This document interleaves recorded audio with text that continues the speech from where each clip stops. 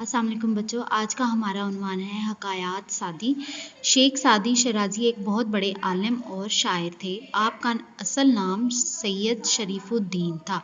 हकायत number एक दफ़ा कोई बुज़ुर्ग एक जंगल से गुज़र रहे थे। इन्होंने एक दरख्त के नीचे पड़ी हुई एक लूली लंगड़ी लोमड़ी देखी।